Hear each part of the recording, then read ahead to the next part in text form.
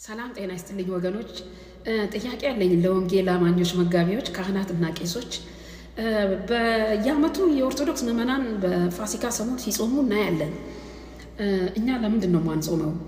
ብታስጀምሩ ምን አለበት ለማለት ነው። መንፈሳዊ ስርዓት ነው። በእርግጥ ኦርቶዶክስ ነን ለማለት ወይም ኦርቶዶክስ ለመሆን አይደለም፣ ግን ከኦርቶዶክስ መማር ያለብን ማአት ነገር አለ።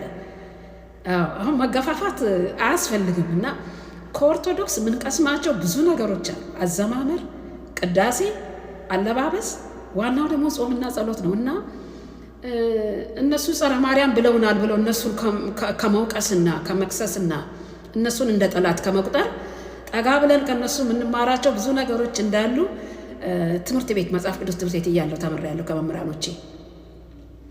እባካችሁ እኔ መጻጉዕ የሚሉት ጾም ከጀመሩ ወዲህ እየጾምኩ ነው።